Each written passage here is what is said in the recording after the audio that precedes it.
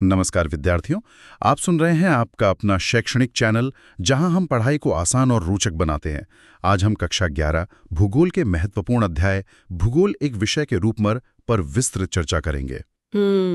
और ये चर्चा, मेरा मतलब है ये जो आज का हमारा विषय है, ये बहुत ही बुनियादी और ज़रूरी है सभी विद्यार्थियों के लिए। बिल्कुल, यह अध्याय आपके लिए बहुत महत्वपूर्ण है क्योंकि यही भूगोल विषय की नींव है। आज हम जानेंगे भूगोल की परिभाषाएं, शाखाएं, उपागम, अन्य विषयों से संबंध तथा परीक्षा में पूछे जाने वाले महत्वपूर्ण प्रश्न। देखिए, अक्सर लोगों को लगता है कि भूगोल का मतलब सिर्फ नक्शों को रटना है या फिर पहाड़ों और नदियों के नाम याद करना है। लेकिन अगर हम गहराई में जाएं तो ये हमारे आसपास की दुनिया को, यानी हमारे परिस्थान को समझने का एक बहुत ही विश्लेषणात्मक नजरिया है। जी हाँ, सही कहा आपने। ये सिर्फ रटने वाला विषय नहीं है। तो इसी बात से शुरुआत करते हैं। सबसे पहले हम इस शब्द को ही डिकोड करते हैं। ज्योग्राफी यानी भूगोल, ये शब्द आखिर आया कहाँ से? अगर हम इसकी जड़ों को देखें तो ज्योग्राफी शब्द मूल रूप से ग्रीक भाषा के दो शब्दों से मिलकर बना है। पहला शब्द है जियो, यानी जियो, जिसका अर्थ होता है पृथ्वी, और दूसरा शब्द है ग्राफोस यानी ग्राफोस, जिसका अर्थ है वर्णन करना। तो अगर हम इन दोनों को मिला दें तो इसका सीधा सा अर्थ निकलता है पृथ्वी का वर्णन करना। एकदम सही। और विद्यार्थियों को यह भी जानना चाहिए कि सर्वप्रथम भूगोल शब्द का प्रयोग एक ग्रीक विद्वान ने किया था जिनका नाम था इरेटोस्थीन। किसी भी विषय को उसका नाम देना विज्ञान के इतिहास में एक तरह से बहुत बड़ा कदम होता है। बिल्कुल, और यहाँ परीक्षा की तैयारी के नजरिए से एक पक्की टिप भी है। परीक्षाओं में ये 1 अंक का पक्का प्रश्न होता है कि भूगोल शब्द का प्रयोग सबसे पहले किसने किया।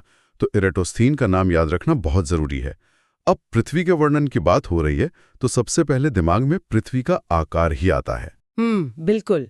हम कक्षाओं में जो ग्लोब देखते हैं वो एकदम गोल होता है, लेकिन वास्तविकता में हमारी पृथ्वी एक परफेक्ट गोले जैसी नहीं है। अगर हम इसे रोजमर्रा के उदाहरण से समझें तो ये एक संतरे जैसी है। एक संतरे जैसी? मतलब ऊपर और नीचे से थोड़ी चपटी? जी बिल्कुल। ये भूमध्य रेखा पर थोड़ी उभरी हुई है और ध्रुवों पर, यानी ऊपर और नीचे, थोड़ी चपटी है। और विज्ञान की भाषा में पृथ्वी के इस विशिष्ट आकार को भूआब कहा जाता है। अंग्रेजी में इसे जियोइड कहते हैं। इसका मतलब है कि पृथ्वी का आकार केवल पृथ्वी के ही समान है। ये बहुत ही रोचक बात है, और शायद इसी आकार की वजह से जब हम इस 3D पृथ्वी को एक 2D कागज के नक्शे पर उतारते हैं तो कई चीजें गलत या अलग दिखाई देती हैं। खैर, आकार को समझने के बाद अब जरा भूगोल की परिभाषाओं की तरफ बढ़ते हैं। परिभाषाओं की बात करें तो 2 प्रमुख विद्वानों के विचार इस विषय की पूरी आत्मा को हमारे सामने रख देते हैं। सबसे पहले रिचर्ड हार्टशोन का दृष्टिकोण देखते हैं। उनका कहना था कि भूगोल का उद्देश्य धरातल की प्रादेशिक भिन्नता का वर्णन एवं व्याख्या करना है। यहाँ प्रादेशिक भिन्नता पर काफी जोर दिया गया है। इसका मतलब है कि धरातल का एक हिस्सा दूसरे हिस्से से कैसे अलग है और क्यों अलग है। सही कहा। और इसी विचार को अल्फ्रेड हिटनर ने थोड़ा और आगे बढ़ाया। हिटनर के अनुसार भूगोल विभिन्न स्थानों में कारणात्मक संबंधों की भिन्नताओं का अध्ययन करता है। कारणात्मक संबंध यानी कॉजल रिलेशनशिप्स? जी हाँ, मतलब भूगोलवेत्ता केवल ये नहीं बताते कि एक जगह जंगल है और दूसरी जगह रेगिस्तान है, बल्कि वे उन कारणों को खोजते हैं कि ऐसा क्यों है। क्या वहाँ की जलवायु अलग है या मिट्टी में कोई अंतर है। तो अगर हम हार्टशोन और हिटनर दोनों की परिभाषाओं को मिलाकर एक सरल सा निष्कर्ष निकालें तो हम कह सकते हैं कि भूगोल क्षेत्रीय भिन्नताओं का विज्ञान है।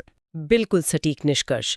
भूगोल क्षेत्रीय भिन्नताओं का ही विज्ञान है, और इन क्षेत्रीय भिन्नताओं का अध्ययन करने के लिए भूगोल में कुछ उपागम होते हैं।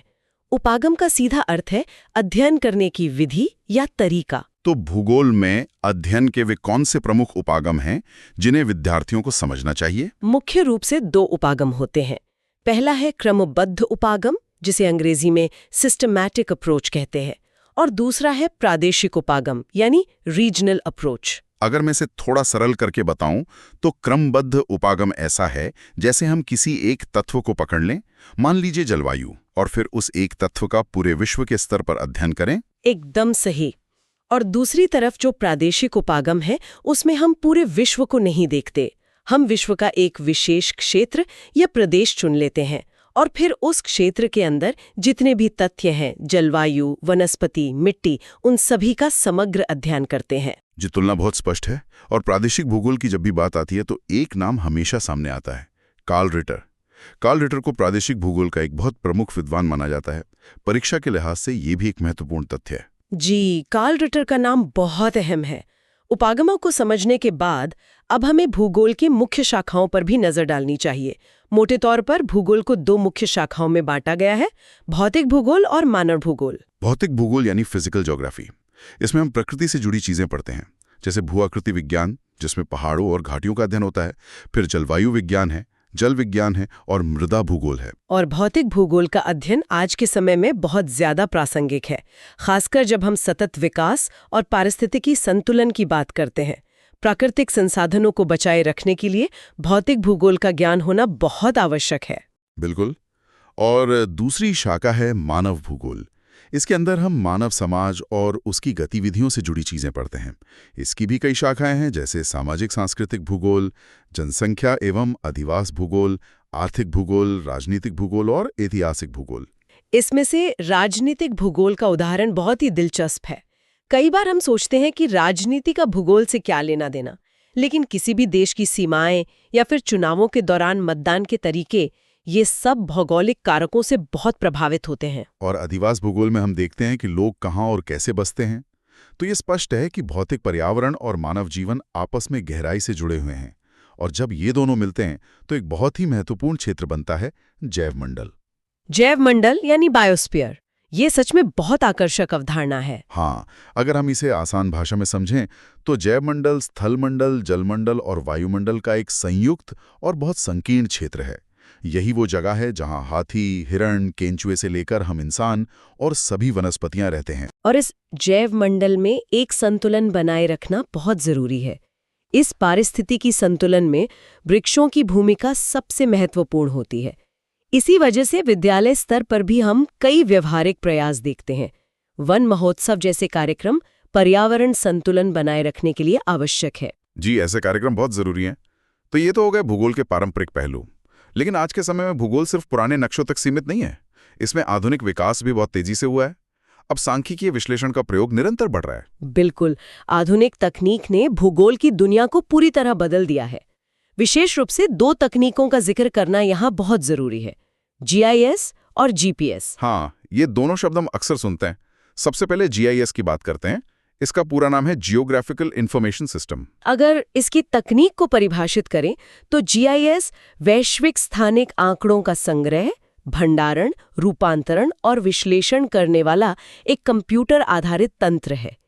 यह डेटा और नक्शों का एक बहुत ही आधुनिक मेल है। और दूसरी तकनीक है GPS यानी ग्लोबल पोजिशनिंग सिस्टम। इसका उपयोग तो हम रोजमर्रा की जिंदगी में भी करते हैं। इसकी परिभाषा बहुत सरल है। किसी वस्तु या स्थान की बिल्कुल सटीक स्थिति ज्ञात करने की तकनीक को GPS कहते हैं। बिल्कुल, और ये तकनीकें हमें ये भी दिखाती हैं कि भूगोल कोई अलग-थलग विषय नहीं है। इसका अन्य विज्ञानों के साथ बहुत गहरा संबंध है। हर विषय का अपना एक दर्शन होता है। हाँ, भूगोल का प्राकृतिक और सामाजिक विज्ञानों से बहुत गहरा नाता है। जैसे कि अर्थशास्त्र और राजनीति शास्त्र से इसके संबंधों की हमने अभी बात की। इसके अलावा गणित से भी इसका गहरा संबंध है, क्योंकि मानचित्र और प्रक्षेपण बनाने के लिए गणित की जरूरत होती है। जलवायु विज्ञान से भी ये जुड़ा है। लेकिन इन सब में इतिहास और भूगोल का जो संबंध है वो शायद सबसे ज्यादा गहरा है। इन दोनों के रिश्ते को दर्शाने के लिए एक बहुत ही सटीक वाक्य है, प्राचीन इतिहास वर्तमान भूगोल है और बीता हुआ भूगोल इतिहास है। इस सच में बहुत गहरी और सुंदर बात है। समय और स्थान को अलग नहीं किया जा सकता। और इसी स्थान की बात को आगे बढ़ाते हुए हम एक और महत्वपूर्ण सिद्धांत पर आते हैं, क्षेत्रीय भिन्नता का सिद्धांत। इस सिद्धांत को समझना बहुत आसान है। अगर हम अपने दैनिक जीवन का कोई उदाहरण लें। चलिए विद्यालय जाने के मार्ग का ही उदाहरण ले लेते हैं। जब कोई विद्यार्थी अपने घर से विद्यालय जाता है तो उसे रास्ते में सड़क, भवन, खेत नजर आते हैं। ये सभी सांस्कृतिक लक्षण हैं जो समय के साथ बदलते रहते हैं। दूरी ज्यादा होने पर समय भी ज्यादा लगता है। और मजेदार बात यह है कि हर स्थान की अपनी एक अलग पहचान होती है। कहीं जलवायु अलग है, कहीं मिट्टी अलग है, तो कहीं जनसंख्या का घनत्व या संसाधन अलग है। सब में कुछ न कुछ भिन्नता है। और यही भिन्नता भूगोल का मुख्य अध्ययन विषय है। हाँ, इसलिए हम फिर से उसी निष्कर्ष पर आते हैं कि भूगोल प्रादेशिक भिन्नताओं का विज्ञान है और यही तथ्य भूगोल को इतना अनूठा विषय बनाता है। बिल्कुल। और अब इस पूरी विस्तृत चर्चा के बाद परीक्षा की दृष्टि से विद्यार्थियों का मार्गदर्शन करना भी बहुत आवश्यक है। चलिए उन महत्वपूर्ण परीक्षा प्रश्नों पर एक नजर डालते हैं जो इस अध्याय से पूछे जा सकते हैं। अगर हम इन प्रश्नों को अंकों के आधार पर बांटे तो तैयारी करना बहुत आसान हो जाता है। 1 अंक के प्रश्नों में अक्सर भूगोल की परिभाषाएं पूछी जाती हैं या फिर उन महत्वपूर्ण विद्वानों के नाम जैसे इराटोस्थीन, रिचर्ड हार्टशॉन और कार्ल रिटर। और 3 अंक के प्रश्नों के लिए विद्यार्थियों को क्या ध्यान में रखना चाहिए? 3 अंक वाले प्रश्नों में भौतिक और मानव भूगोल की शाखाओं के बारे में पूछा जा सकता है या फिर अध्ययन के जो 2 प्रमुख उपागम हैं, क्रमबद्ध उपागम और प्रादेशिक उपागम, उनके बीच का अंतर स्पष्ट करने को कहा जा सकता है। और जो दीर्घोत्तरीय प्रश्न है यानी 5 अंक वाले, 5 अंक के प्रश्नों में क्षेत्रीय भिन्नता का विस्तृत वर्णन करने को आ सकता है या फिर भूगोल का अन्य विषयों जैसे इतिहास, राजनीति शास्त्र और गणित के साथ कैसा संबंध है, इसकी विस्तृत व्याख्या पूछी जा सकती है। ये अंकवार विभाजन निश्चित रूप से परीक्षा की तैयारी में बहुत मददगार साबित होगा। इस पूरी चर्चा ने सच में इस विषय की गहराई को खोलकर रख दिया है। जी हाँ, और आज के इस ऑडियो लेसन को समाप्त करने से पहले मैं एक विचार सबके सामने रखना चाहूंगी। एक ऐसा विचार जो हमें भूगोल की असली ताकत का एहसास कराता है। बिल्कुल, बताइए। सोचिए, हम समय को स्थान में या स्थान को समय में नहीं बदल सकते, लेकिन स्थानिक दूरी ने पूरे विश्व के इतिहास की दिशा को कैसे बदल दिया। अगर देशों के बीच महासागर न होते या बड़ी पर्वत श्रृंखलाएं न होती तो आज हमारा इतिहास और हमारी दुनिया बिल्कुल अलग होती। ये सच में एक बहुत ही गहरा विचार है जो हमें ये सोचने पर मजबूर करता है कि भूगोल सिर्फ जमीन का नहीं बल्कि हमारी पूरी सभ्यता का आधार है। बिल्कुल। तो चलिए आज हमने जो कुछ भी सीखा है उसका एक त्वरित सारांश देख लेते हैं। आज हमने सीखा भूगोल शब्द की उत्पत्ति, भूगोल की प्रमुख परिभाषाएं, इसकी मुख्य शाखाएं, अध्ययन के उपागम, भूगोल का अन्य विषयों से संबंध और अंत में आधुनिक तकनीकी विकास। यदि आपको यह अध्याय अच्छे से समझ आ गया तो आगे का पूरा भूगोल आपके लिए आसान हो जाएगा। यदि आपको ये ऑडियो लेसन उपयोगी लगा हो तो इसे अपने मित्रों के साथ अवश्य साझा करें। अगले अध्याय में फिर मिलेंगे, तब तक पढ़ते रहिए, सीखते रहिए।